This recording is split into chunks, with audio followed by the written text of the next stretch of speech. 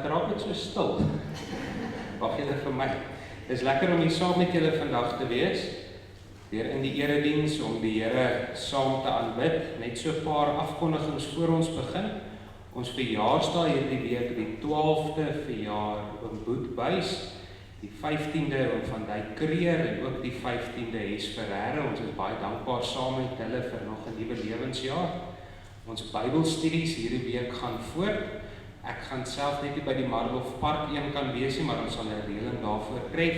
Ons hoërskoolkatekisasie gaan vanmiddag voort. Dan herinner ek graag ons susters aan die susterskuier eerskomende Saterdag. As jy nog nie jou naam opgegee het om te kom nie, doen dit asseblief vandag by Karina of by Susan. Ons net die getalle kan finaliseer daarvoor. Ek herinner julle aan ons gemeentekuier die 14de November. Daar is nog wildwors ook beskikbaar om te koop teen R70 'n kilo. En ons kollektes hierdie week is die eerste sakkie is vir die diens van barmhartigheid en die tweede een vir die Emeritaatsfonds. En ons het dan ook weer van vandag af koffie en tee vir die van julle wat na die tyd wil saam kuier hier buite. Kom ons begin ons erediens vanoggend deur te verklaar dat alles wat ons in hierdie lewe nodig het, ons net by die Here kry. Ons doen dit met die woorde van Psalm 36 vers 10. By U is die fontein van die lewe, in U lig sien ons die lig. Amen. Ontvang nou die seën van die Here.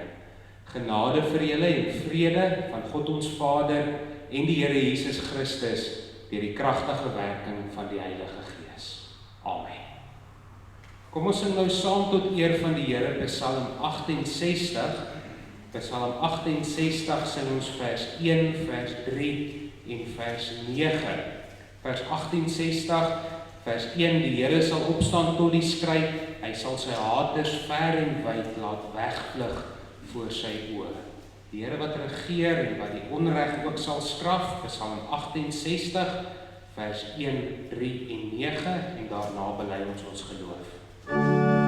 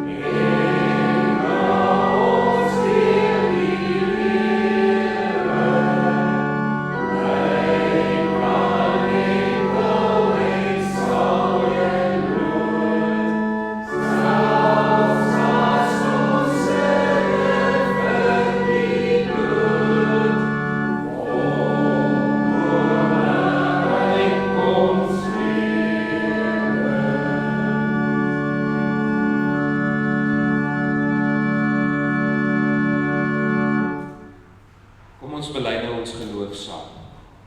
Ek glo in God die Vader, die Almagtige, die Skepper van hemel en aarde, en in Jesus Christus, sy eniggebore Seun, ons Here, wat ontvang is van die Heilige Gees, gebore is uit die Maagd Maria, wat gelei het onder Pontius Pilatus, gekruisig is, gesterf het en begrawe is, en neergedaal het na die hel.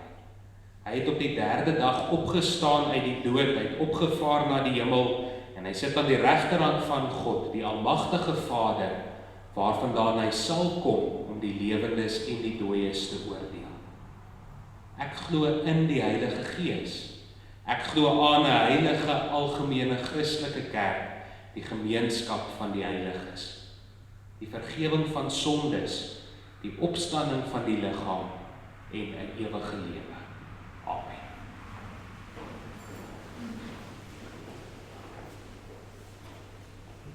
Ons gaan nou saam luister na die Here se wet uit Eksodus 20 uit, en as ons antwoord op die Here se wet, gaan ons Psalm 119 saam sing.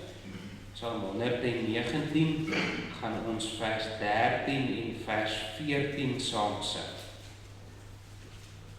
Psalm 119 vers 13 en vers 14. In vers 14 sing ons, dan sal ek wandel in die ruimte, want ek wandel in u spoor. Selfs voor konings spreek ek daarvan, en ek skaam my nooit daaroor. Aan u wet, my hoogste vreugde, is my liefde toegewy. Daaraan dink ek, daarna soek ek, daarin verdiep ek my. Psalm 119 vers 13 en 14, nadat ons na die Here se wet geluister het. Ons luister saam uit Eksodus 20 uit. Toe het God al hierdie gebooie aangekondig. Ek is die Here jou God, wat jou uit Egipte, uit die plek van slawerny bevry het. Jy mag naas my geen ander gode hê nie. Jy mag nie vir jou 'n beeld of enige afbeelding maak van wat in die hemel daarbo, of op die aarde hieronder, of in die water onder die aarde is nie. Jy mag hulle nie vereer of dien nie, want ek, die Here jou God, hy is onverdeelde trou aan my. Ek reken kinders die sondes van hulle vaders toe, selfs tot in die 3de en die 4de geslag van die wat my haat. Maar ek betoon my liefde tot aan die 1000ste geslag van die wat my liefhet en my gebooie gehoorsaam. Jy mag die naam van die Here jou God nie misbruik nie, want die Here sal die een wat sy naam misbruik nie ongestraf laat bly nie. Sorg dat jy die Sabbatdag heilig hou. 6 dae moet jy werk en alles doen wat jy moet, maar die 7de dag is die Sabbat van die Here jou God. Dan mag jy geen werk doen nie. Nie jy of jou seun of jou dogter of die man of vrou wat vir jou werk of enige dier van jou of die vreemdeling by jou nie. Die Here het in 6 dae die hemel en alles daarin gemaak, die aarde en alles daarop, die see en alles daarin. En op die 7de dag het hy gerus. Daarom het die Here dit as 'n gereelde rusdag geheilig. Eer jou vader en jou moeder, dan sal jy lank bly woon in die land wat die Here jou God vir jou gee. Jy mag nie moord pleeg nie, jy mag nie egbreek pleeg nie, jy mag nie steel nie, jy mag nie vals getuienis teen 'n ander gee nie, jy mag niemand anders se huis begeer nie, jy mag nie sy vrou begeer nie, ook nie 'n slaaf of slavin, 'n bees of 'n donkie, of enigiets anders wat aan hom behoort nie. Wow.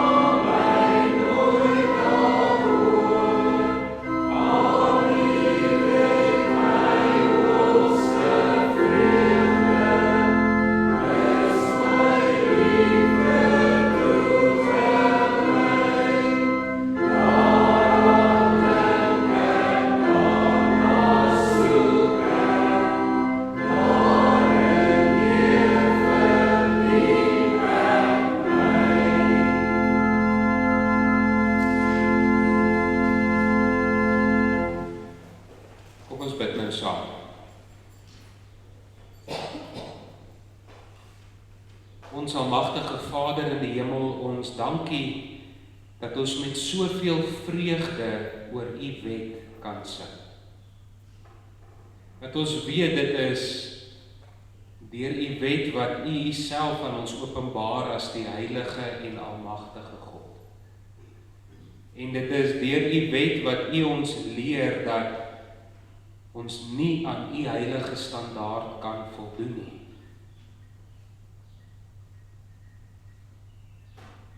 En dis ook deur U wet wat U ons na ons Here Jesus Christus toe lei. Hom wat U gestuur het om die straf op ons sonde in ons plek te dra, sodat ons nou kan weet ons sonde is vergewe, en ons lewe ewig in 'n verhouding met U. Ons dankie dat U ons deur die Heilige Gees lei om ons vreugde daarin te vind om te doen wat U vir ons sê, want ons weet is op hierdie manier wat ons vir U wys dat ons U liefhet. En ons dankie ook dat U ons troos met die Gees wanneer ons in die sonde val. Troos met die sekerheid dat ons sonde vergewe is. Dat ons nie in die sonde hoef te bly lê nie, maar dat U ons optrek en nader aan U trek, sodat ons elke dag al hoe meer vir U kan lewe. Natuurlik ook die troos van die dag wanneer ons Here Jesus weer kom, wanneer al die sonde en die gevolge daarvan finaal weggevat gaan wees. Daarom vra ons dat U ons elkeen sal lei om gelowig te volhard tot daardie dag. Om in die lig van U woord te lewe, om te besef alles wat ons doen en oral waar ons gaan, gebruik U ons daar.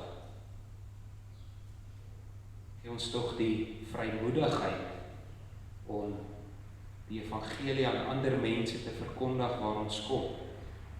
En gee ons dan die rustigheid om te weet dat U Heilige Gees geloof in mense se harte werk deur die verkondiging van U woord.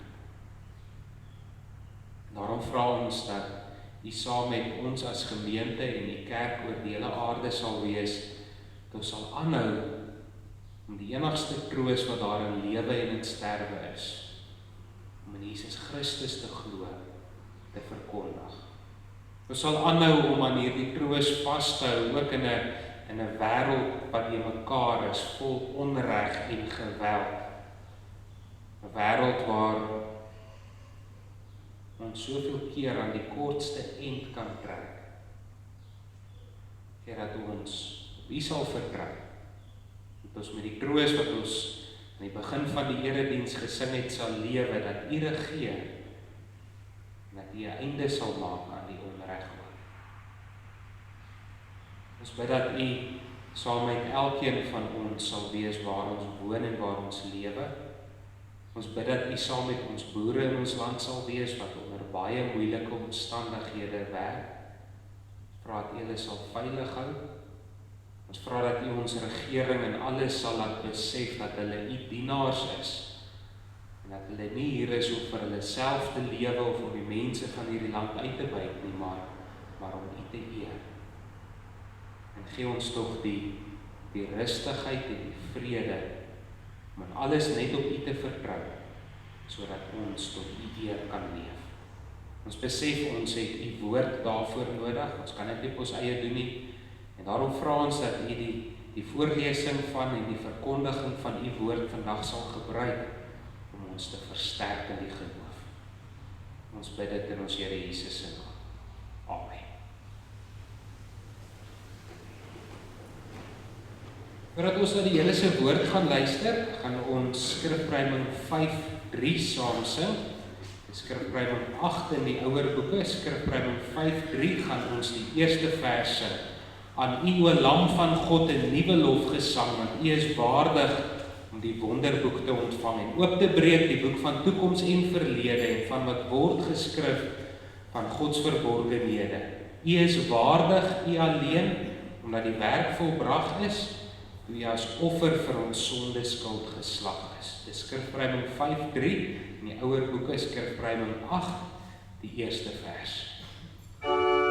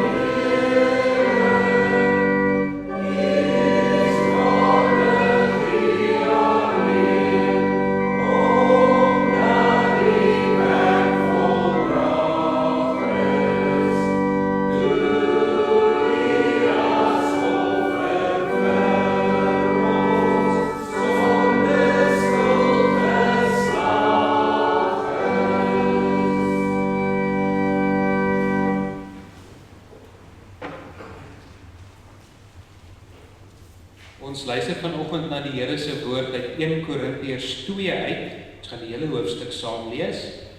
1 Korintiërs 2 vers 1 tot vers 16. Ons sit ons 'n reeks uit die eerste brief van die Korintiërs voor en waar die eerste hoofstuk geëindig het met die gedagte dat die boodskap van die kruis onsin is vir mense wat verlore gaan, maar is die krag van God vir mense wat gered word.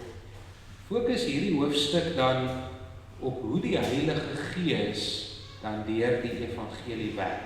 Die hoofstuk begin met 5 verse waar gesê word presies hoe Paulus bedien het by die Korinte en dan die res van die hoofstuk wat die Heilige Gees doen waar die evangelie verkondig word. So kom ons luister saam na 1 Korintiërs 2 vers 1 tot vers 16.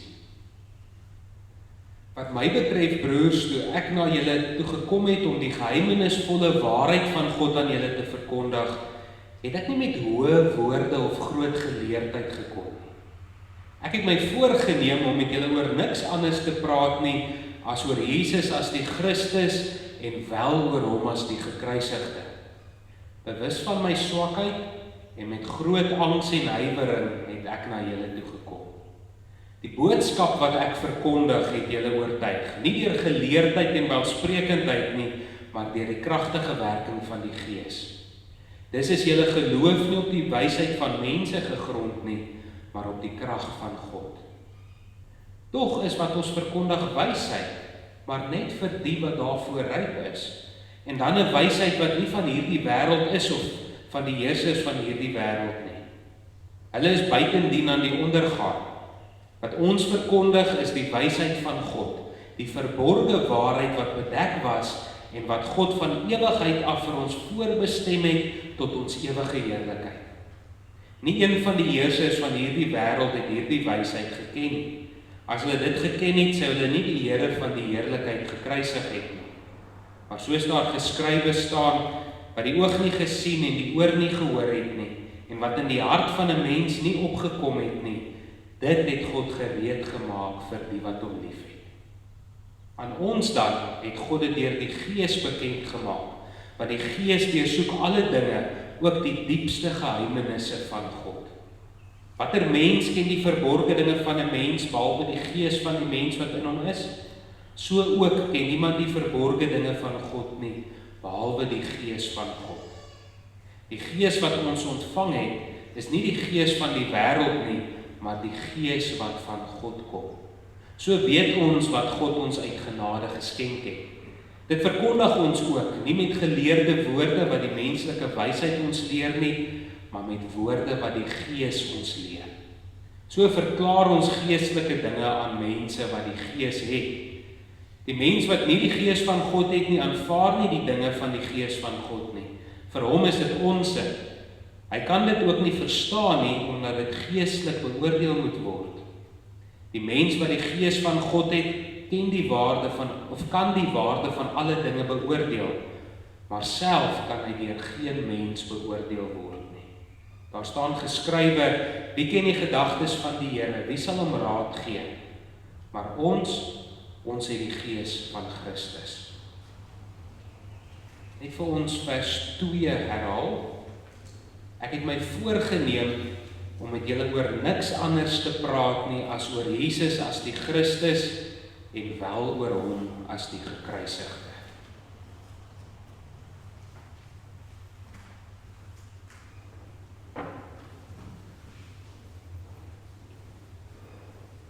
Mense is moedeloos. Kan nie meer nie. Die onreg en die dubbelstandaarde in ons land raak net te veel. Korrupsie wat toeneem, onderdrukking van sekere mense, die gedagte dat jy nie welkom in jou eie land is nie. Gewelddadige moorde op ons boere en 'n regering wat lyk of hulle nie veel daaraan wil doen nie. Mense het genoeg gehad. Wil reg in eie hande neem. En dit is dan so maklik om in hierdie tyd emosioneel op te tree. kop te verloor, om kwaad met kwaad te vergeld, en sê, nou neem ons wraak, nou is ons nie meer stil hieroor. Nou gaan ons oorgaan tot aksie. Dit is natuurlik baie maklik vir predikers om in hierdie omstandighede goedkoop gewildheid na te jaag, deur vir mense te sê wat hulle wil hoor. Nou, toe Paulus by die Korintiërs gekom het, was dit ook in 'n de mekaar wêreld waar mense maar gedoen het wat hulle wil en niks daarvan gehou het as iemand vir hulle gesê het of aangeraai het om iets nie te doen nie. En hy moes besluit. En daar kom moes hy besluit, gaan ek vir die mense gee wat hulle wil hê? Gaan ek vir hulle sê wat hulle wil hoor en so gewild wees? Of gaan ek verkondig wat die Here sê? Onder leiding van die Gees het hy dan die doelbewuste besluit geneem om die kruis van Christus te verkondig. Hy het nie op eie krag staat gemaak nie, maar hy het vertrou dat die Heilige Gees gaan werk. En die boodskap van die kruis van Christus, die evangelie, is die enigste troos wat jy het, wat jou deur die lewe en deur die dood kan dra. Dis die enigste antwoord in 'n baie de mekaar wêreld. So kom ons kyk vanoggend na die inhoud van die evangelie, Christus as die gekruisigde, en ons kyk na hoe die Heilige Gees deur die evangelie werk, en dan ook gaan ons kyk na hoe mense lewe wat die evangelie glo. En op hierdie manier gaan ons sien dat Christus se kruis bo die gedruis van hierdie wêreld staan. Nou, soos ek gesê het, toe Paulus by die Korintiërs gekom het, moes hy besluit het wat hy daar gaan doen. Hy moes besluit het, wat gaan ek die mense leer? En eintlik was dit nie hy wat besluit het nie. Dis die Here wat besluit het en hom gestuur het. Mense in Korinthe was vreeslik lief vir wysheid en om na mense te luister wat praat oor nuwe dinge. Vir hulle was die manier hoe iemand oorgekom het belangriker as wat die persoon gesê het. So Paulus sou baie maklik kon net op 'n mooi, kragtige manier kon gaan verkondig, en dis nie dat hy nie in staat was daartoe nie, hy was, maar hy het nie daarop staat gemaak nie. Die woorde van vers 1 is treffend, wat my betref, broers, toe ek na julle toe gekom het om die geheimenisvolle waarheid van God aan julle te verkondig, het ek nie met hoë woorde of groot geleerdheid gekom nie. Ek het nie vir julle gegee wat julle wil hê nie, julle gee wat julle nodig het. As verkondiger van die evangelie was Paulus nie daarop gefokus om gewild te wees nie. Hy het nie daarop gefokus om vir mense te sê wat hulle wil hoor, dat hulle van hom sal hou en dat hy kan veilig wees en dat daar vir hom gesorg word nie. Want hy het besef, as hy mense gaan probeer oortuig om van hom as persoon te, as mense gaan sê hulle glo as gevolg van hom en hulle geloof en hulle hoop op hom bou, gaan dit nie 'n reddende boodskap wees wat hy verkondig. Dis nie die ware evangelie. En daarom was die gesindheid waarmee hy verkondig het soveel anders as die van iemand wat gewild wil wees, bewus van my swakheid, en met groot angs en huiwering het ek na julle toe gekom. Bewus van sy swakheid. Geweet, ek kan nie mense oortuig nie. Die Here kan. Letterlik staan daar, ek was by julle in swakheid en met vrees en bewering. Vrees en bewering. Wat het hierdie vrees en bewering veroorsaak? Was hy dalk bang oor hoe mense sou reageer op die evangelie? Was hy dalk bang dat mense nie van hom sou hou nie? Was hy dalk bang dat hy verwerp sou word en doodgemaak word? Dit kan nie wees nie. Want op hierdie stadium het hy redelik al daardie dinge al gesien. Teen hierdie tyd was hy al gewoon daaraan dat nie alle mense van die evangelie hou nie. In Filippi was hy baie geslaan en in die tronk gegooi. Uit Thessalonika en Berea moes hy vir sy lewe vlug. En in Athene is hy gespot en uitgelag, omdat hy glo wat hy glo. En dit het alles gebeur nog voor hy by die Korintiërs aangekom het. So hy was nie bang vir mense en hoe hulle gaan reageer. Hy het geweet hoe mense gaan reageer. So die vrees en bewering was iets anders gewees. So lees op 'n paar plekke, min plekke in die Bybel waar vrees en bewering so saam gebruik word. En dis elke keer as 'n reaksie op wie God is. So hierdie vrees en bewering was die besef van hoe groot die taak is wat die Here hom opgelê het. Was die besef dat die Here self hom gestuur het en van hom verwag het om die evangelie duidelik en suiwer aan ander mense te verkondig. So sy vrees en bewering was, dat hy besef het, Gees hom oor en oor laat besef het, hy praat namens hom. So hy moet doodseker maak, dit wat hy sê, is God se woorde. Hy moet doodseker maak dat hy die enigste evangelie wat God hom gestuur het om te verkondig, die enigste boodskap wat vir jou vastigheid en troos kan gee, hy net dit verkondig. Vrees en bewering. So hy was nie bang vir hoe mense sou reageer nie, hy was ook nie bang om voor mense te praat nie, maar hy was versigtig. Vrees en bewering, omdat hy gesê het, so sê die Here. Dieselfde gesindheid moet by elkeen wees by die evangelie verkondig. Nou eerder as om gewildheid na te jaag en eerder as om mense te kry om van hom te hou en hom te volg, het hy Christus verkondig. Ek het my voorgeneem om met julle oor niks anders te praat nie as oor Jesus as die Christus en wel oor hom as die gekruisigde. Letterlik staan daar, ek het my voorgeneem om niks anders onder julle te ken nie of van niks anders onder julle te weet nie. Sê alles wat ek daar by julle doen, gaan oor Christus. En dis nie dat hy net kort daar was nie, hy was 'n jaar en 'n half in Korinthe en in daardie hele tyd het hy Christus verkondig. Dit beteken nie net hy het die evangelie verkondig en net daarby vasgehaak nie, maar hy het mense geleer wat die evangelie en wat Jesus Christus se kruis vir hulle lewens beteken. So of dit nou in hulle samekomste was en of dit nou met berading was of besoeke by mense, die een manier gebruik om te bedien. Hierdie is wie Christus is. En dit is wat dit vir jou lewe te sê. Nou, daar staan Christus as die gekruisigde. Nou, die vorm waarin die gekruisigde staan is belangrik, want dit wys vir ons, en in oorspronklike taal wys dit vir ons op iets wat gebeur het, maar wat voortdurende gevolge het.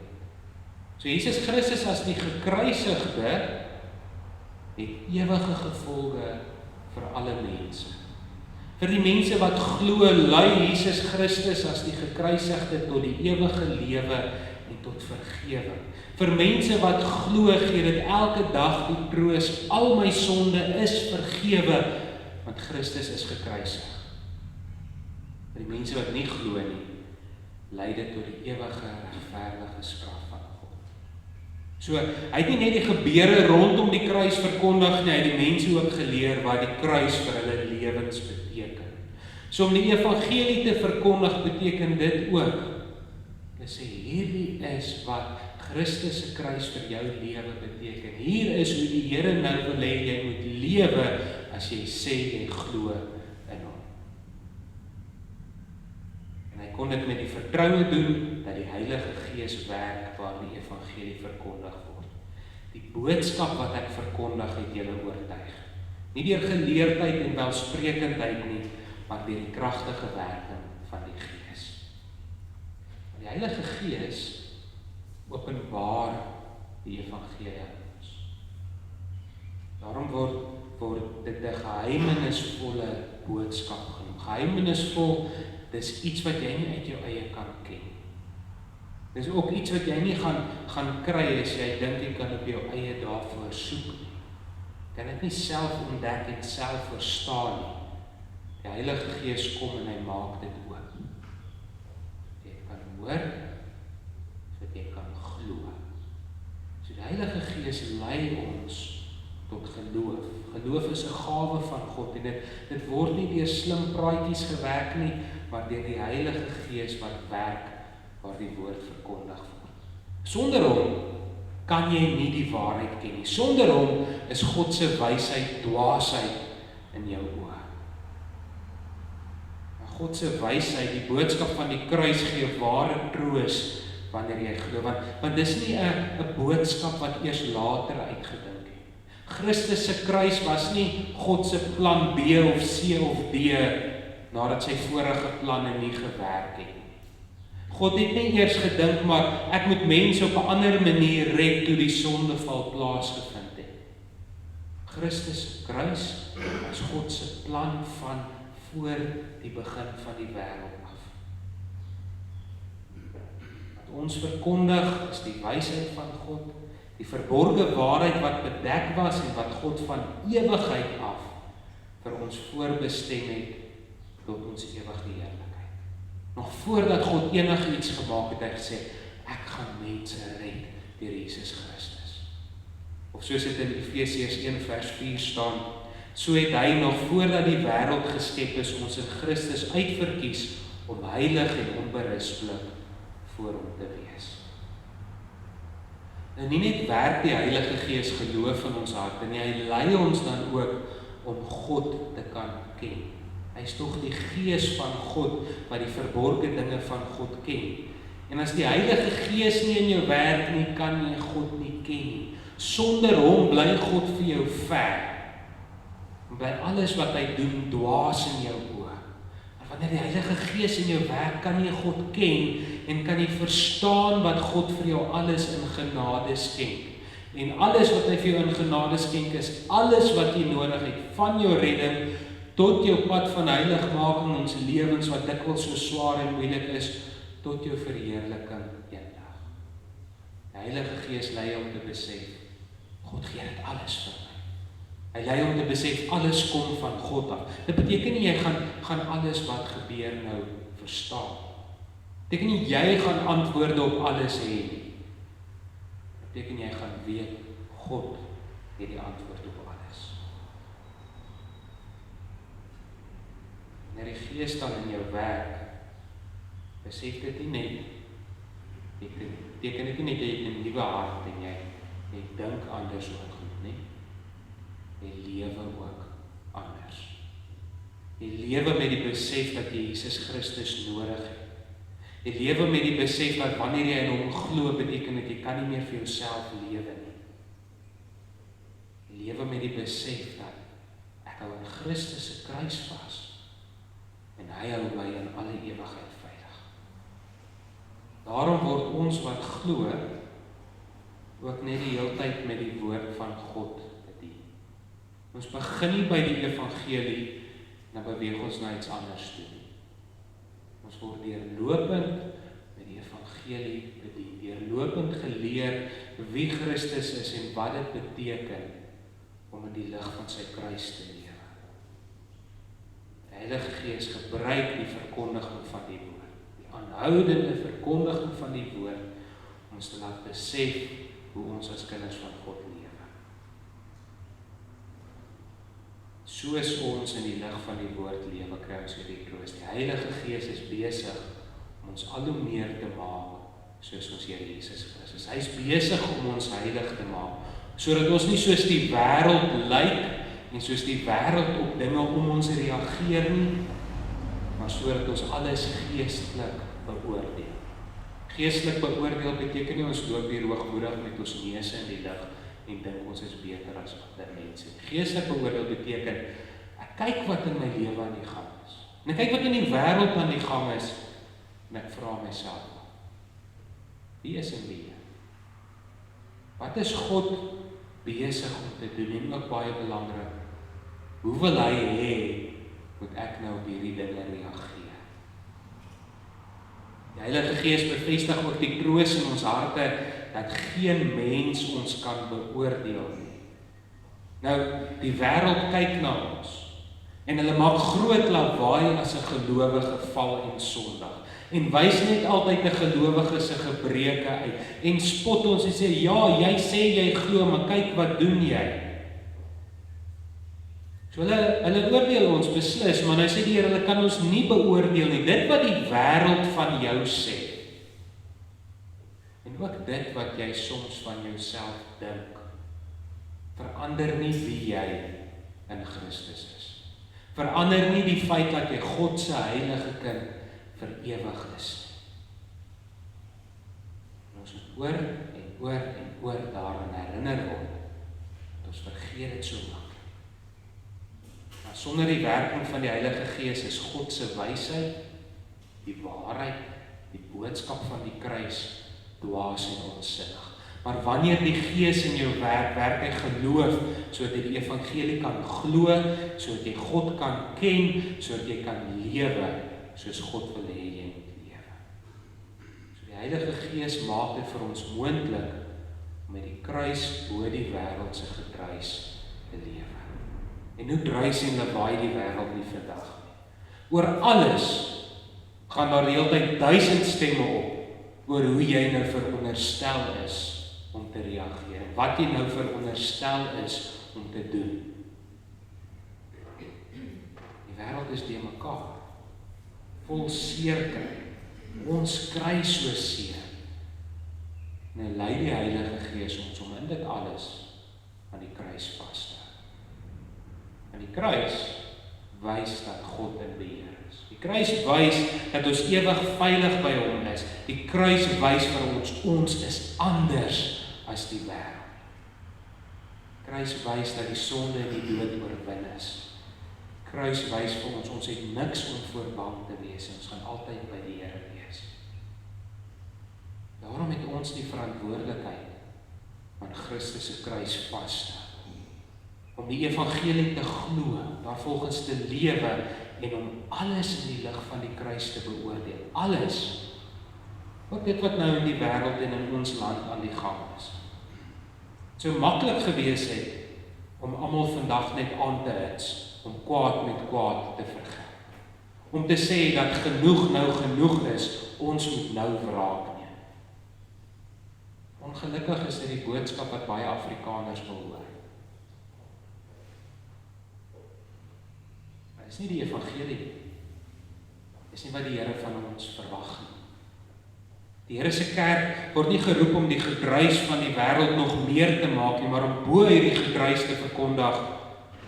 Die kruis staan bo dit alles. Ja, mense vra so maklik, maar wat doen die kerk? Kom doen die kerk nie iets nie. Die Here se kerk doen waarvoor ons nog altyd geroep is. Wat doen ons? Ons verkondig die evangelie en ons lewe in die lig van die evangelie. Ons sien die onreg en die wetteloosheid en die geweld raak en ons beoordeel dit geestelik en ons weet, die Here regeer en hy sal op sy tyd straf. Hy sal die onreg en geweld straf. Die oordeel kom hom toe, dit kom ons nie toe nie. Ons neem nie wraak.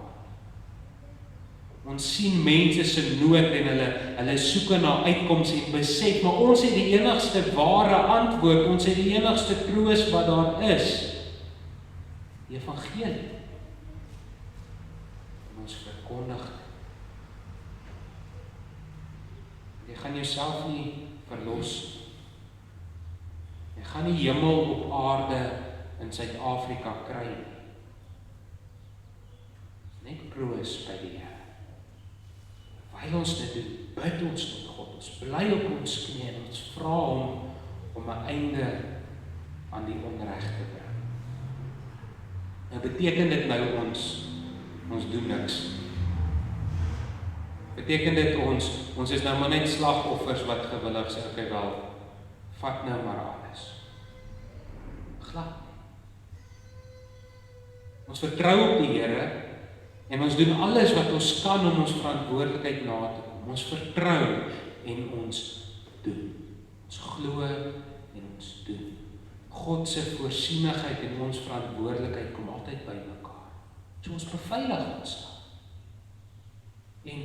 En ons is daar vir mekaar, ons staan by mekaar, ons maak mense bewus van die onreg wat aan die gang is en ons gebruik alles wat ons het tot ons beskikking om reg te laat geskied.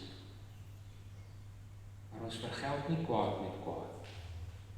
Vir 'n gelowige heilig bedoel nie die middele. Vertrou op die Here. Want in die gedruis van die wêreld staan die kruis bo alles. Wat ons roeping nou is wat ons roeping nog altyd was, om in getrouheid aan God te doen wat hy vir ons sê om te doen. Om in die moeilikste omstandighede op hom te vertrou en te weet ons is ewig sy kinders, omdat Jesus Christus gekruisig is. Om vas te hou daaraan dat ons nie van hierdie wêreld is nie, maar aan die Here behoort. So ons roeping in die mekaar wêreld is om aan te hou as gelowiges te lewe en op God te vertrou. Ons het die troos dat ons ewig aan God behoort. Daarom reageer ons anders as die wêreld op alles wat gebeur. Ons weet dat die Here op sy tyd sal oordeel. Tot daardie dag toe volhard ons gelowig en besef dat alles wat aan die gang is, elke liewe dingetjie dwars deur die geskiedenis, gaan nie net oor die hier en nou, gaan oor die ewigheid. God laat 'n klomp dinge doen. En hy gebruik dit om sy kerk op te bou. Hy gebruik die wêreldgeskiedenis om sy kerk op te rig. Om ons vas te laat staan in die geloof om net op hom te vertrou. Daarom beoordeel ons alles geestelik. Die gemors in ons land. Ons moet vra, hoe reageer ek nou? Wat is die Here besig om daarmee in my lewe te doen? Ook daardie seer en moeilike, afskuwelike ding. Alles wat hier gebeur, laat God toe en hy gebruik dit om ons heilig by hom eendag te hê. Hy ons veilig te hou. Hy praat dit nie goed alles wat gebeur nie. Dis die Heilige Gees wat ons lei om so na die lewe te kyk. So hier in 1 Korintiërs 2 leer die Here ons dat die Heilige Gees werk waar die evangelie verkondig. Daarom het die Gees vir Paulus gelei om die doelbewuste besluit te neem om net die evangelie te verkondig. Die Heilige Gees werk geloof deur die woord, hy laat jou God ken en hy lei jou om te lewe soos God wil hê. Dis waarom ek julle ook Sondag in en Sondag uit met net die evangelie, net God se woord bedien. Dis die enigste troos wat jy het wat jou deur die lewe en deur die dood gaan dra. Nou, jy gaan baie goedjies skryf wat jou in hierdie lewe miskien gaan troos. Dit gaan absoluut niks beteken die dag wanneer jy jou dood in die oë staar. Ons glo dat die Heilige Gees harte en lewens deur die evangelie verander. Hy lei ons om al hoe meer soos Christus te wees en om alles geestelik te beoordeel. Mag ons elkeen daarom in alles vra, wat wil die Here hê, moet ek nou doen? En mag ons dit dan doen omdat ons weet om God te ken, alles in waarde oortref. So is jy moeg en is jy kwaad, is jy moedeloos, het jy genoeg gehad, hou vas aan Christus se kruis. Amen. Kom ons bid saam.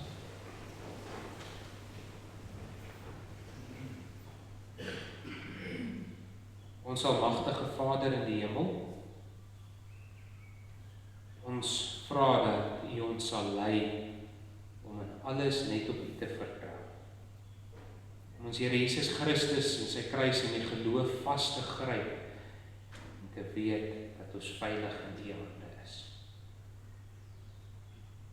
Nie wraak te wil neem wanneer waar onreg teen ons is nie, maar om te weet dat U op U tyd en manier sal oordeel.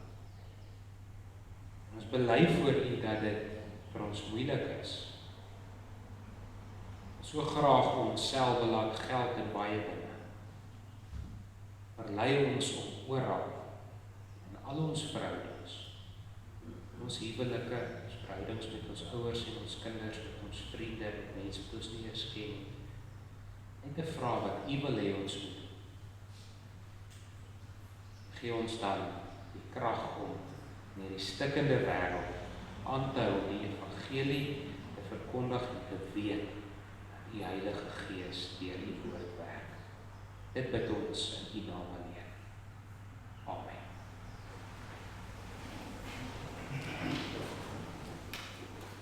Kom ons sing nou Psalm 145 saam. Psalm 145 gaan ons vers 1, 5 en 10 saam sing. Psalm 145 en vers 1 sing ons: U naam, o Heer, so hoog in heerlikheid, wil ek verhef vir ewig en altyd. Die koningseer wat alle kroon oorstraal, wil ek verhoog in onvermoeide taal. Kom ons sing van die Here se koningskap, Psalm 145 vers 1, 5 en 10.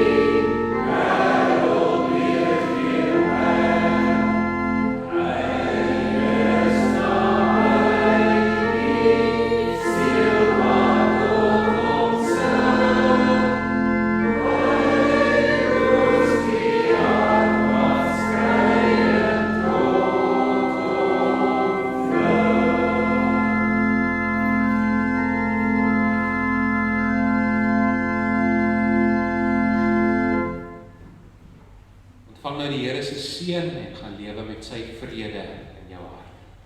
Die genade van ons Here Jesus Christus en die liefde van God ons Vader en die Heilige Gees self is by en bly by elkeen van julle.